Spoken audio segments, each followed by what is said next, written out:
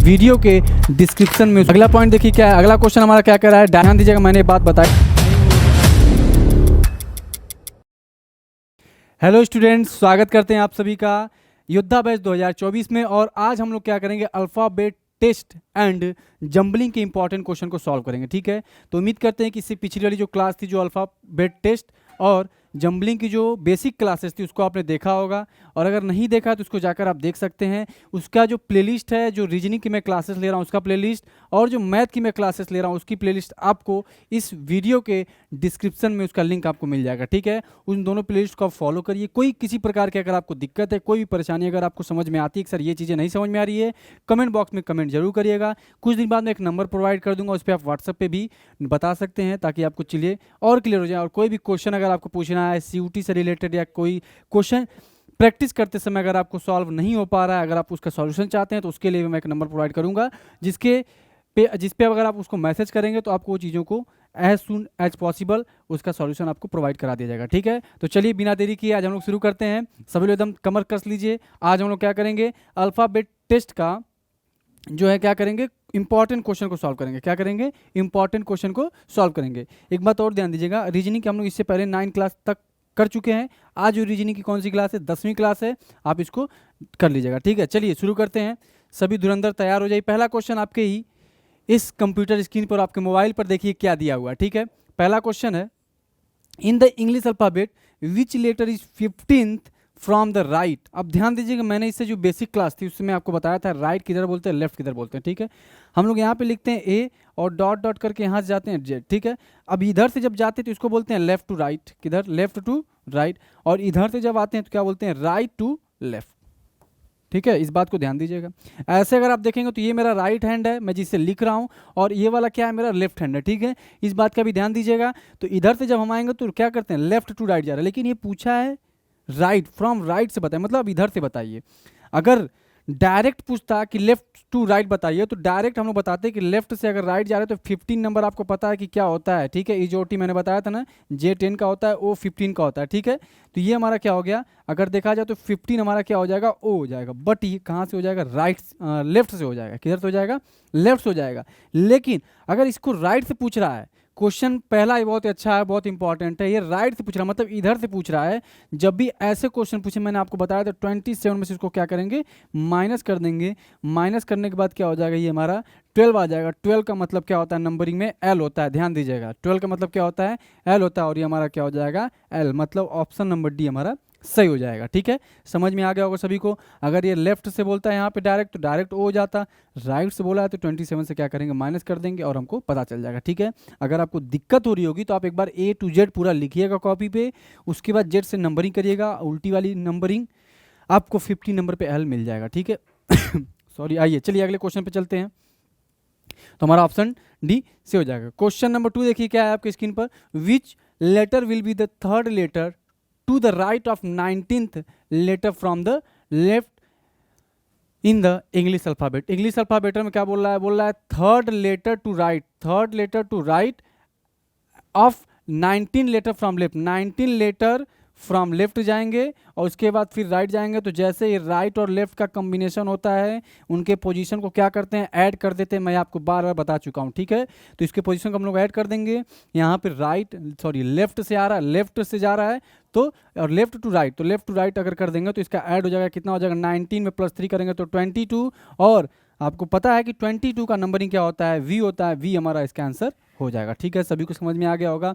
यहाँ पे राइट से पूछा, अगर ये लेफ्ट से पूछता तो इसको माइनस कर देते। बात समझ में आ रही सभी को, उसको क्या करते, माइनस कर देते 27 में से, बट यहाँ पे लेफ्ट से ही कर दिया गया। ठीक है, चलिए अगला पॉइंट, अगले क्वेश्चन पे चलते हैं। क्वेश्चन नंबर 3, क्वेश्चन नंबर 3 देखिए क्या कह रहा है, if the order of English alphabet is reverse. क्या कह रहा है कि अगर A to Z ऐसे लिखा गया है और इसको क्या कर दिया गया, Z to A कर दिया गया। ठीक है, सभी को समझ में आ गया, मतलब रिवर्स कर दिया गया।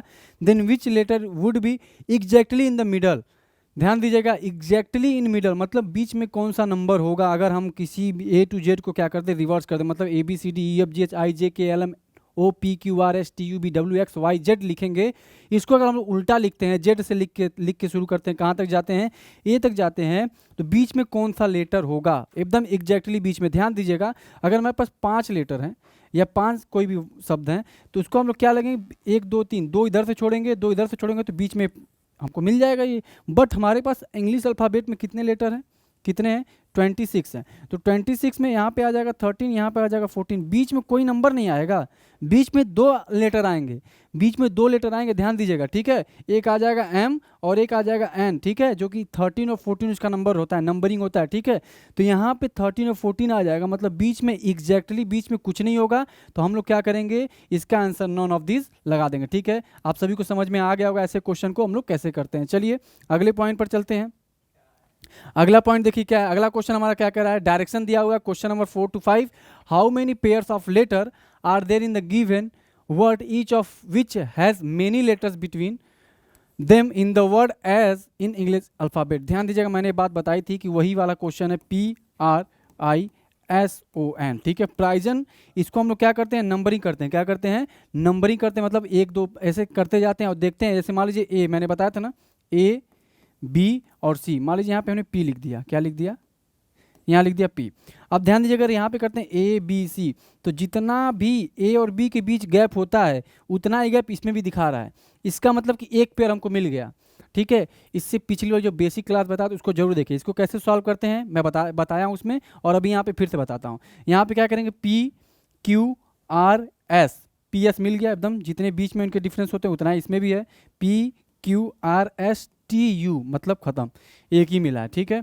उसके बाद यहाँ पर देखेंगे RSTUV, ठीक है, नहीं हुआ, IJKL नहीं हुआ, STU नहीं हुआ, ON नहीं हो गया, MNO उल्टा हो गया। अब आते हैं इधर से, इधर तक हम लोग क्या गए थे, फॉरवर्ड गए थे, अब बैकवर्ड आते हैं, ठीक है। बैकवर्ड के लिए इसको मैं इरेज कर देता हूँ। ये PS हमको मिल चुका था, पहला वाला PS का पेयर मिल गया था, जो अल्फ़ाबेट में देखा जाए, इंग्लिश अल्फ़ाबेट में देखा, जितना इनके बीच में गैप रहता है उतना इस प्राइजन में भी लिखा हुआ गैप है, ठीक है।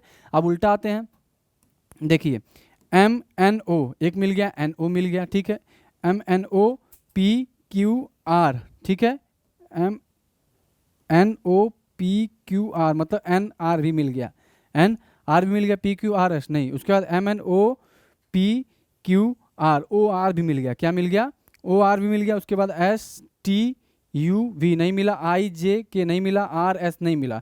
उसके बाद अगर आप देखेंगे तो PS मिल गया, NO मिल गया, NR मिल गया और OR मिल गया, मतलब टोटल कितने मिल गए हमको, 4 मिल गए। इस बात को ध्यान रखिएगा, हमने क्या किया, फॉरवर्ड मतलब सीधा से भी चेक किया और बैक से भी हमने क्या किया, अल्फ़ाबेट को काउंटिंग करके चेक किया कि कितने अल्फ़ाबेट इनके बीच मिलते, जो कि इंग्लिश अल्फ़ाबेट में भी वो चीज़ फॉलो करता है, ठीक है। समझ में आ गया होगा, ये हमारा ऑप्शन नंबर D क्या हो जाएगा, सही हो जाएगा, ठीक है। एक बार ध्यान से इसको समझ लीजिएगा, ठीक है। जैसे मान लीजिए मैंने एक बार आपको बताया ABC का लेकर दिखाया, अगर बीच में P लगा हुआ है तो गैप तो सेम ही है ना, उसका गैप क्या है, एक ही का गैप है, भले उसमें P है या कुछ भी नंबर हो, कुछ भी अल्फ़ाबेट हो या कुछ भी लेटर हो, उससे कोई फ़र्क नहीं पड़ता है, लेकिन गैप सेम है तो उसको हम लोग कंसीडर कर लेंगे, और फॉरवर्ड में भी कंसीडर करेंगे और बैकवर्ड में भी उसको कंसीडर कर लेंगे, तो इसका ऑप्शन नंबर D हमारा सही हो जाएगा। चलिए अगले क्वेश्चन पे आते हैं, देखिए यही सेम क्वेश्चन है, इसका क्लिंग का पूछा है, KLING, ठीक है, आइए इसको देखते हैं। सॉरी, यहाँ पे देखिए KLING, ठीक है। आइए शुरू करते हैं, IJKL, KL मिल गया हमको पहला, ठीक, IJKL, MN हमको KN भी मिल गया, ठीक, IJKL MNO नहीं मिला, ठीक है, बात खत्म हो गई यहाँ पे। उसके बाद क्या, L से चेक करते हैं, LMN, LN भी मिल गया। उसके बाद LMNO नहीं मिला, IJK नहीं मिला, N नहीं मिला। अब उल्टा आते हैं बैकवर्ड, G, EFGHI, GI मिल गया, EFGHIJK, ठीक है, GK मिल गया, ठीक है, बात समझ में आ गई होगी। उसके बाद देखें NMNOPQ नहीं हुआ, IJ मिल गया हमको, क्या मिल गया, IJ मिल गया, सॉरी IJK, यहाँ पे IK हो जाएगा, ठीक है, I और K हो जाएगा, ठीक है। अगला देखते हैं, उसके बाद LMN नहीं मिला, तो टोटल कितने मिल गए, 1 2 3 4 5, 6 कितने मिल गए टोटल? टोटल हमको कितने मिल गए? 6 हम लोग को किलिंग में मिल गए। बात समझ में आ गया होगा। फॉरवर्ड में भी हम लोग को कितने मिले? एल एम एन 3 मिल गए, और बैकवर्ड में भी हम लोग को कितने मिल गए? 3 मिल गए। तो किलिंग में हमको टोटल अगर देखा जाए तो अल्फ़ाबेटिकल ऑर्डर में जो मैच कर रहे हैं कितने मिल गए हैं? 6 मिल गए हैं। ठीक है, तो ऑप्शन नंबर डी हमारा क्या हो जाएगा? एब्सोल्युटली करेक्ट हो जाएगा। ठीक है, अगले क्वेश्चन पर चलते हैं। क्वेश्चन नंबर हमारा आ गया है 6 to 7। इसका कुछ डायरेक्शन दिया हुआ, कुछ कंडीशन दिया हुआ। देखिए क्या कंडीशन है। If the given word are written in the alphabetical order then find the number of letters that will not change the their place. बहुत ही अच्छा क्वेश्चन है, बहुत ही अच्छा। ठीक है, आइए देखते हैं इसको कैसे करेंगे। अब यहाँ पे ध्यान देने वाली बात है क्या, हम लोग लिख लेते हैं स्टोन्ड, STONED। इसमें ऐसे क्वेश्चन को कैसे करते हैं? इसको अल्फ़ाबेटिकल ऑर्डर में सजाइए, मतलब कि इसको जो सबसे पहले आता है अल्फ़ाबेटिकल में उसको पहले लिखेंगे, फिर बाद में एक असेंडिंग ऑर्डर में लिखेंगे। तो सबसे पहले कौन सा आता है? ई आता है या डी आता है? पहले क्या आता है? डी आता है। ई, डी के बाद क्या आएगा? ई आएगा। ठीक है, नंबरिंग भी कर सकते हैं, सोच सकते हैं। एन का क्या होता है? 14 होता है, तो यहाँ पे हमने एन लिख दिया। यहाँ पे हमने क्या लिख दिया? एन लिख दिया। ओ हमारा 15 होता है। एस टी यहाँ पे एस हो जाएगा, एस 19 होता है। टी हमारा क्या होता है? 20 होता है। ये हमारा अल्फ़ाबेटिकल ऑर्डर है, मतलब कि इनमें सबसे पहले हमारा डी आएगा, फिर ई आएगा, फिर एन आएगा, फिर ओ आएगा, फिर एस आएगा, फिर टी आएगा। ये हमारा अल्फ़ाबेटिकल ऑर्डर है। अब ऐसे करने के बाद चेक करेंगे कितने जो चेंज नहीं हो रहा। देखिए कोई ऐसा नहीं है जो चेंज, कोई भी सामने सामने मिल नहीं रहा, सब के सब डिफरेंस है। बात समझ में आ रही है? कभी ऐसे क्वेश्चन में क्या हो, जैसे हमारे यहाँ पे ओ था, यहाँ पे भी अगर ओ आ जाता, इसका मतलब क्या हुआ कि ये चेंज नहीं हो रहा है पोजीशन। लेकिन यहाँ पे ऐसा कुछ भी नहीं हुआ है, मतलब कि एक भी कोई हमको कॉमन नहीं मिला है। तो इसका क्या हो जाएगा? आंसर नन हो जाएगा। ठीक है, एक भी ऐसा जो नंबर नहीं था जो उसके एकदम सेम उसका पोजीशन चेंज ना हो, सबके सब आपस में क्या होगा? चेंज हो गए हैं अल्फ़ाबेटिकल ऑर्डर में सजाने के बाद। ठीक है, एक और ऐसा क्वेश्चन लेते हैं, ठीक है, फिर समझ में आ जाएगा और अच्छे से। आइए, यहाँ पे इंग्लिश दिया हो, अब इंग्लिश को हम लिखते हैं यहाँ पे, देखिए ENGLISH। अब इसको क्या करेंगे? यहाँ पे सबसे छोटा कौन सा है? ई, उसके बाद EFG, यहाँ पे लिखते हैं ई। ई हो गया। ई के बाद क्या होगा? EFGH। क्या हो गया? यहाँ पे जी हो गया, यहाँ पे एच हो गया, आई हो गया, JKL, IJKLN। ठीक है, अब देखिए यहाँ पे 6 था, यहाँ पे कितना हो गया? 6, और कुछ छूट रहा है। MNIJKL यहाँ पे होगा ना, यहाँ पे क्या होगा? एल होगा, एल और ये एन। अब अगर आप ध्यान से देखेंगे तो हमारे पास एक ये जो अपना पोजीशन चेंज नहीं करा, जो पहले पोजीशन पे था वही पहले पोजीशन पे रहा। ठीक है, बाकी सब देखिए चेंज हो गए हैं, ये एक दूसरे से कॉमन नहीं मिल रहे हैं। क्या हो रहे हैं? चेंज हो गए हैं। तो हम लोग क्या कह सकते हैं कि सिर्फ ओनली वन ऐसा है जो अपना पोजीशन चेंज नहीं कर रहा है, अगर हम लोग अल्फ़ाबेटिकल ऑर्डर में इंग्लिश को सजाते हैं तो। या अल्फ़ाबेटिकल ऑर्डर में इंग्लिश को क्या करते हैं? रखते हैं, मतलब असेंडिंग ऑर्डर में इसको रखते हैं तब। ठीक है, तो हमारा आंसर क्या हो जाएगा? इसका ऑप्शन नंबर ए हमारा एब्सोल्युटली करेक्ट हो जाएगा। ठीक है, समझ में आ गया होगा आप सभी को। अब चलते हैं अगले वाले क्वेश्चन पे, क्वेश्चन नंबर 8। क्वेश्चन नंबर 8 देखिए क्या कर रहा है। Arrange the words in the alphabetical order and tick the one that come at the second place. अब इनको क्या करना है? ध्यान दिए, जितने भी दिए हुए हैं इन सभी को अरेंज करना है जैसे हम लोग डिक्शनरी में करते थे। ठीक है, आइए शुरू करते हैं। यहाँ पे कैट है, यहाँ पे भी कैट है, यहीं पे डायरेक्ट क्वेश्चन से करेंगे फटाक से। ठीक है, ज़्यादा टाइम नहीं लेंगे। ये हो गया कैट, ये हो गया कैट, ये हो गया कैट, मतलब सब में कैट तो सेम है। कैट, अब देखिए ध्यान दीजिएगा, यहाँ पे एच है, यहाँ पे ई है, यहाँ पे ई है, यहाँ पे ई है। इसका मतलब कि एच पहले आता है।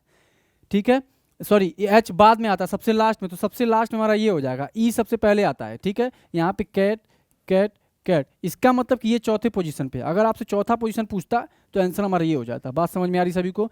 लेकिन अब हम लोग क्या पूछा, क्या है? सेकंड प्लेस पे। तो CAT सब में सेम है। अब अगला वाला देखेंगे, यहाँ पे जी है, यहाँ पे आर है और यहाँ पे एन है।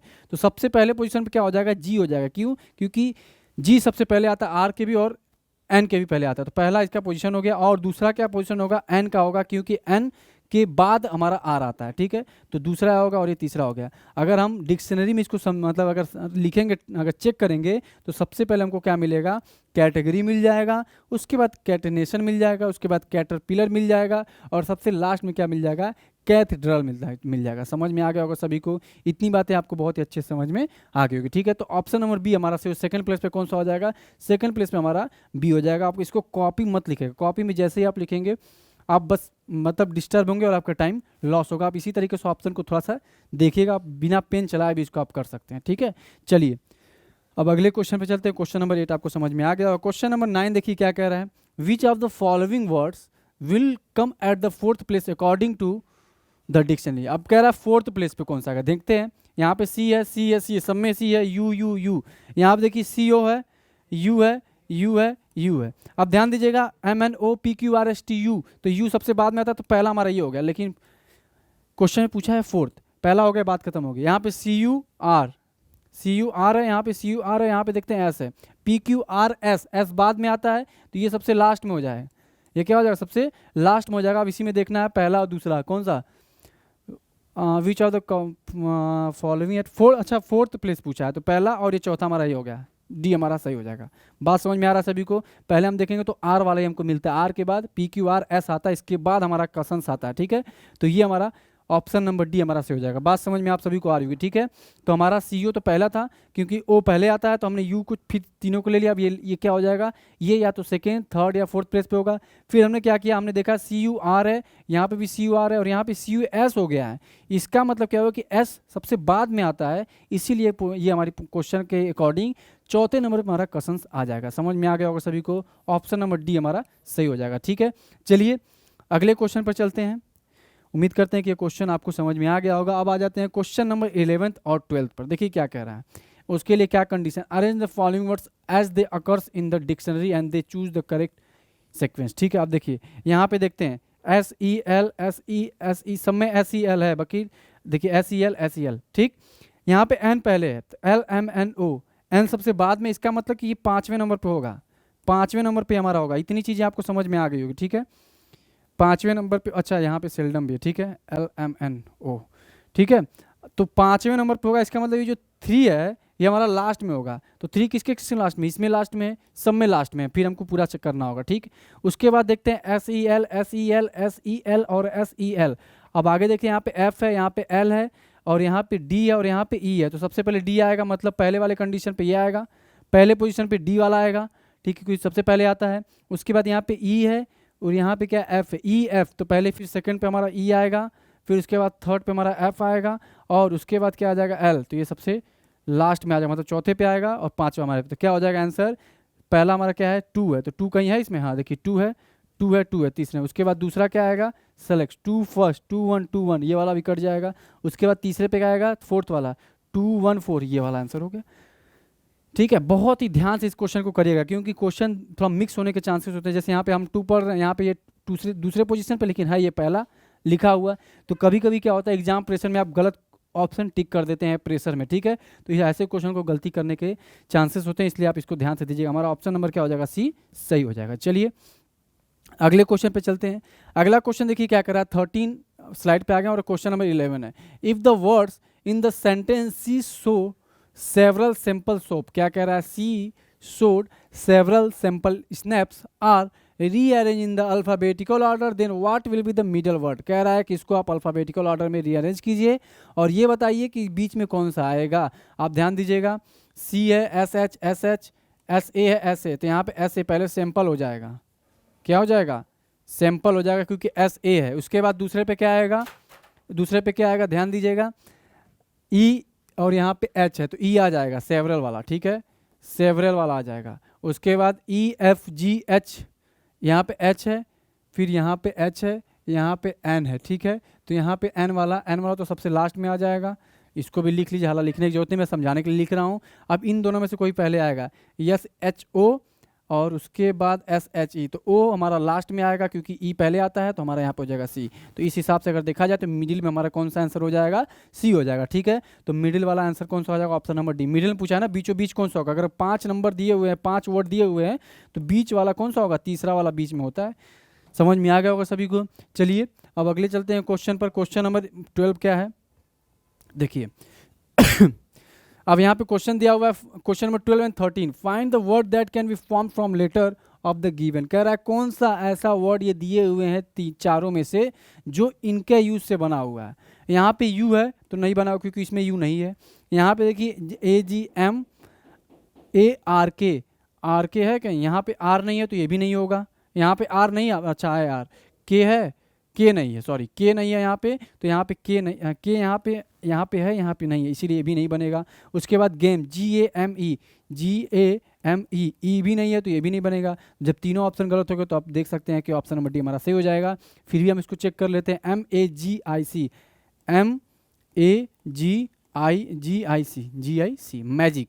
तो मैजिक किससे मिलकर बना है? ये पैरा प्रैग्मैटिक से, ठीक है। तो इस ऐसे क्वेश्चन भी आते हैं और ऐसे भी क्वेश्चन आ सकते हैं जो कि मैं इससे पिछले वाली क्लास में आपको बताया हूँ कि नहीं बन सकते हैं, नॉट, ठीक है। यहाँ पे क्या बोला है कि कैन बी फॉर्म्ड, और यहाँ पे लिख देगा कांट बी फॉर्म। तो 3 ऑप्शन क्या होंगे? गलत होंगे और एक सही हो जाएगा। इस तरीके से क्वेश्चन को भी हम लोग को हैंडल करना है, ठीक है। चलिए अगले क्वेश्चन पे आते हैं। क्वेश्चन नंबर देखिए 13 क्या करा है, सेम इसी तरीके से इन्वायरमेंट। तो इन्वायरमेंट में क्या होता है, किससे मिलकर बना? देखिए MO मूवमेंट, MOVEMENT, मतलब कि ये बनेगा, मूवमेंट हो जाएगा, ठीक है।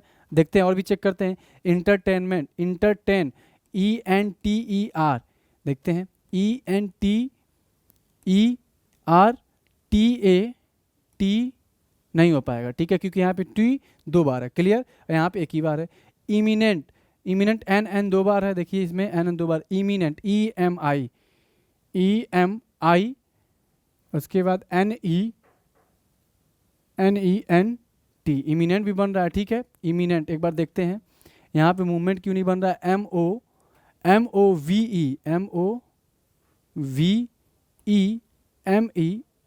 अच्छा M यहाँ पे देखिए 2 बार हो गया, ये नहीं होगा, क्लियर। M यहाँ पे 2 बार है, यहाँ पे एक ही बार है, क्लियर। तो इमिनेंट हो सकता है, ठीक है, हमने इसीलिए चेक किया, ध्यान दीजिएगा। इंटरेंस ENTRA, यहाँ पे ए नहीं है, ध्यान दीजिए। तो यहाँ पे ए नहीं, तो हमारा ए भी गलत हो जाएगा, ठीक है। इसीलिए आपको चेक करना चाहिए, ऐसे क्वेश्चन आप प्रैक्टिस जरूर कर लीजिएगा। यहाँ पे M 2 बार है और यहाँ पे M देखिए एक ही बार, इसीलिए हमने क्या किया, इसको गलत कर दिया, ठीक है, ध्यान दीजिएगा। तो हमारा आंसर कौन सा सही हो जाएगा? इमिनेंट हमारा सही हो जाएगा, ठीक है। चलिए अगले क्वेश्चन पर चलते हैं। ऐसे क्वेश्चन को आपको देखना है, नॉट वाला भी कुछ पूछ सकता है और बिना नॉट, मतलब कि कौन सा ऐसा बनेगा, ठीक है, ठीक है। इस तरीके से क्वेश्चन भी इसमें पूछा जा सकता है, ध्यान दीजिएगा। अगला क्वेश्चन देखिए क्या है, डायरेक्शन 14 और 15 का क्या दिया हुआ है। Letter of the word given below have been jumbled up and you are required to construct the word. Each letter has been be numbered, each word is the followed by 4 option. Choose the option which give the correct order of the letter is indicated by the number to the form word. कह रहा है कि ये jumbling, जैसा कि हम लोग इससे पिछली वाली क्लास में पढ़े थे, इसका जो बेसिक क्लास था, जम्बलिंग वर्ड में क्या होता है कि आपको कुछ शब्द दे दिए रहे, जैसे यहाँ पे GICODN दिया हुआ है और उसको नंबरिंग कर दिया गया 1 2 3 4 5 6। अब कह रहा है कि इनका यूज करके आपको क्या बनाना है, एक ऐसा वर्ड बनाना है जिसका कुछ मीनिंगफुल निकले, ठीक है। अब मीनिंगफुल कैसे निकलेगा हमको, अब ऐसे हम लगा नहीं सकते हैं, ऐसे अगर हमको ऑप्शन नहीं दिया रहेगा तो बहुत ही ज़्यादा क्वेश्चन हार्ड हो जाएगा, ठीक है। अब यहाँ पे ऑप्शन दिया तो हम लोग क्या करेंगे, ऑप्शन की हेल्प लेंगे। तो यहाँ पे 2 1 4 दिया हो तो 2 1 4 लेते हैं। 2 1 4 मतलब IGO और 3 6 5 क्या है, 3 6 5 मतलब CND, ऐसा कुछ बन रहा है, ऐसा कुछ शब्द होता है, नहीं होता है। फिर आते हैं 4 3 2, तो यहाँ देखिए 4 3 2 मतलब OCI भी मेरे हिसाब से नहीं होता। और आगे चेक करते 6 5 2 NDI है यहाँ पे, ये भी गड़बड़ कुछ लग रहा है, आइए चेक करेंगे। और आगे फिर देखिए 3 4 5 3 COD सही बन रहा है अभी तक, COD। और उसके बाद क्या है 2 6 1 मतलब ING। देखिए एकदम परफेक्ट कोडिंग बन रहा है। हम लोग रीजनिंग में पढ़ते भी हैं कोडिंग डिकोडिंग, तो ये क्या बन रहा है हमारा, ऑप्शन नंबर डी हमारा सही हो जाएगा, ठीक है। बाकी आपने जितने चीज़ों को चेक किया, ये NDI आ रहा है, OCI आ रहा है और ये IGOCN, मतलब कोई भी एक मीनिंगफुल वर्ड नहीं बन रहा है, इसीलिए हमारे तीनों ऑप्शन गलत हो जाएंगे। हम चौथे ऑप्शन को जब चेक करते हैं तो एक मीनिंगफुल वर्ड बन रहा है जिसको हम लोग कोडिंग बोलते हैं, ठीक है। चलिए आगे चलते हैं।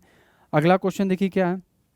अगला क्वेश्चन देखा EMIHTR, फिर ऑप्शन चेक करेंगे जल्दी से। यहाँ पे दिखा 1 2 3 4 5 से तो तुरंत गलत हो जाएगा क्योंकि यही दिया हुआ है। उसके बाद 4 1 6 चेक करते हैं। तो 4 1 6 मतलब कि 4 क्या हमारा H है, उसके बाद क्या है 1 क्या है E है और 6 क्या है हमारा R है, मतलब सही जा रहा है। अब देखते हैं और 2 3 5 क्या MIT हेरमिट। आगे देखते हैं इसको, ठीक है, आगे देखते हैं, ठीक है। अगला 5 1 6 क्या है, 5 1 6 मतलब TER हो गया। और चेक करते हैं TER के बाद क्या है 4 3 2 मतलब HIM टेरहिम। उसके बाद और देख लेते 6 1 2 क्या है 6 1 2 मतलब कि REM हो गया। उसके बाद क्या दिया हुआ 3 5 4 मतलब TIGHM 3543 3 मतलब ITH। अब यहाँ पे रिमित, हेरमिट, ठीक है, हेरमिट ही सही होगा, ठीक है। ऑप्शन नंबर बी हमारा क्या हो जाएगा, हेरमिट ही सही हो जाएगा, क्योंकि एक मीनिंगफुल ये निकल रहा है, बाकी टेरहिम कुछ नहीं होता है और रेमिट कुछ नहीं होता है। ऑप्शन नंबर बी हमारा क्या हो जाएगा, एब्सोल्युटली करेक्ट हो जाएगा, ठीक है। आप सभी को समझ में आ रहा होगा क्वेश्चन कैसे करते हैं, ऐसे क्वेश्चन को कैसे सॉल्व करते हैं। आप देख सकते हैं कि एकदम पूरी तरीके से फ्लॉप है। EMISTR क्या होता है नहीं पता, TERHIM होता है कि नहीं पता, REMITH क्या होता है नहीं पता, हेरमिट एक नाम कह सकते हैं या एक कोई वर्ड हो सकता है, ठीक है। चलिए इन्हीं बातों के साथ इस वीडियो को समाप्त करते हैं। उम्मीद करते हैं कि आपको वीडियो बहुत ही मज़ा आया होगा और समझ में आया होगा, और आपको ये क्लास को बहुत ही इंजॉय से आपने इसको देखा होगा, और आपको सारे कॉन्सेप्ट क्लियर भी होंगे और क्वेश्चन भी आपको समझ में आए होंगे। अगर आपको क्वेश्चन में कोई दिक्कत हुई होगी तो कमेंट बॉक्स में जरूर बताइएगा। इससे पहली वाली जो क्लास है उसको भी आप जरूर देखिएगा, ताकि आपके और कॉन्सेप्ट बिल्ड हो जाएं। चलिए इन्हीं बातों के साथ इस वीडियो को समाप्त करते हैं।